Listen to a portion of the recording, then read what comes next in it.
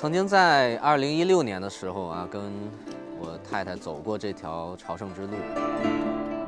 我们录的一些作品呢，都跟这个朝圣之路有关。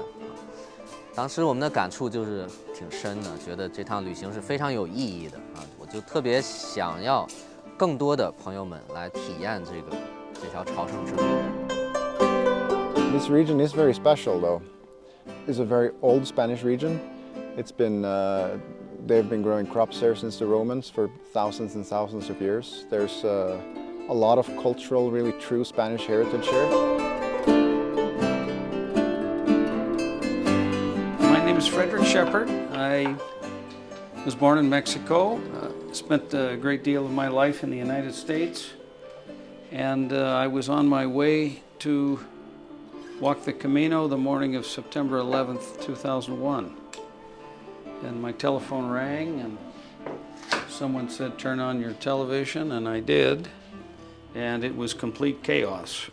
And my Camino started a little later than I had anticipated, and I found a little bit of peace and quiet here, and I started noticing at the end of the day there's really not much to do besides go into a bar and watch a football game. And I got this crazy idea that I couldn't get out of my head. What would happen if you took an empty church and put a guitarist in there and a yellow sign, like everyone on the Camino follows a yellow arrow, and well, we began the project in 2010. Or the workshop here, it's like we come here, we have daily classes and master classes, and we have ensemble playing. Every day we do a concert, usually at 6:30, and the students play all the concerts here, so they have performance opportunities every day. So what's so special about this is that we have a new audience every day. The Camino de Santiago goes right next to our church where we play all the concerts. 我一直觉得这个音乐呢是源自于文化的，来到当地呢去体验这个文化是很重要的一部分，这也是我们这次游学活动最核心的部分。还有就是我们这次选的地方啊，正好是这个圣地亚哥朝圣之路的路上啊，在一个地方待7天，那真的是感觉到了欧洲那些画家呀，还有音乐家他们的灵感的来源啊，真的，他们的乡村的每一个地方随便一看就是一幅油画。I mean, we go here to Spain, and it's not only about playing classical guitar and performing. This is also a course in Spanish culture. This is a very, very traditional Spanish region. All the food, there's no Burger Kings here. There's no. I mean, all the shops here are not. They're not like what's it called, like chain stores. They are all family-owned businesses. It's extremely traditional here. It's like going back in time. I'm from Norway, and in Norway it was like this, but like 100 years ago. It's something that I think is very unique for this region. And we always have a great time playing. There's always a great camaraderie during the concerts. It's a very safe learning environment, I think. I mean, I really enjoy coming here, and I think the students do too.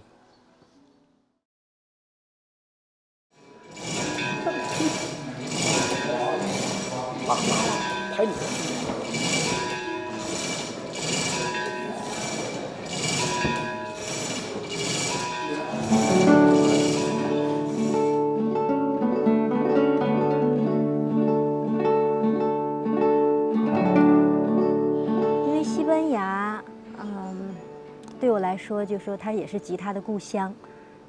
其实大概2、3年前吧，就有这样的一个想法，就想哪一天我要去阿尔罕布拉宫看一下，然后来当地体验一下这个西班牙的文化。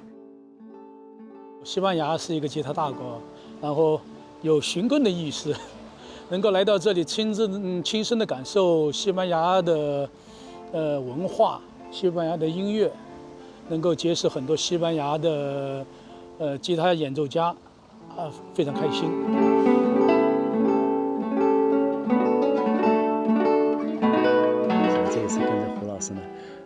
西游慢行啊，来到西班牙，我觉得找到一个非常快乐的纯真啊，就是也看到这里的风土人情啊，非常愉快。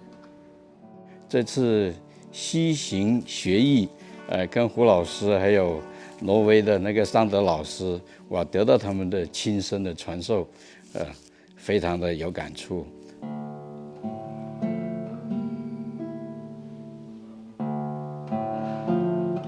我觉得这个太棒了，每一天都那么充实和快乐。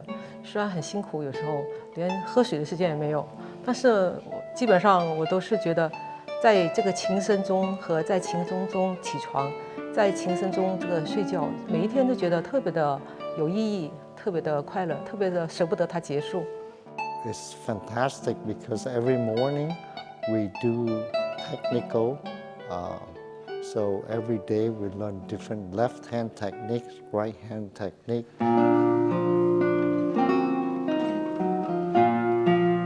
我觉得最大的感触就是说，学吉他它是一个全方位的，它不光是一个练琴呐，看谱子啊、选曲子这样简单的一个单方面的东西，它应该是一个从它的文化。包括这个学习的环境，包括老师还有这个琴友，我觉得这些都是非常重要的。接触了来自世界各地的朝圣者，听他们不同的故事，还有我们同伴的很多的精彩的人生故事，我觉得这是这一次的更大的一个收获。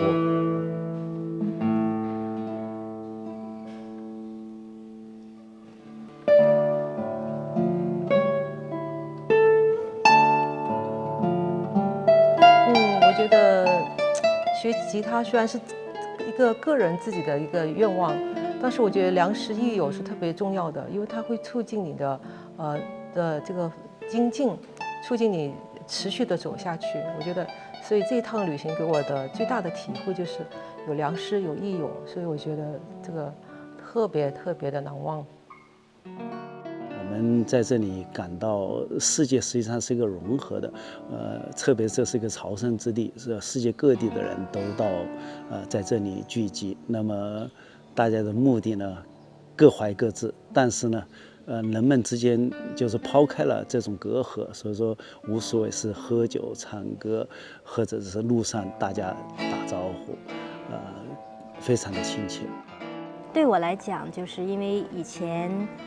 自己一个人练琴的时间比较多，就合奏的机会非常少，周围也找不到琴友。那这一次呢，就是特别好的一个锻炼和学习因为我们有2重奏、3重奏、4重奏，然后5个人、6个人的这样的合奏的练习，我觉得非常必要。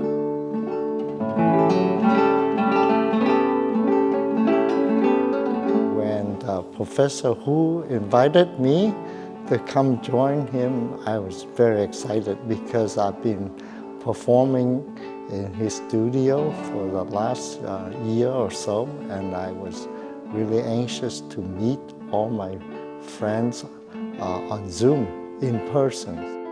我觉得我们跟老师、跟同伴在这段时间里的朝夕相处，我们已经像个 family 一样，我感觉到这是更大的收获。然后我希望我们这个 family 将来还会在一起，然后有更多的那个开心，期待我们将来有更多的重逢。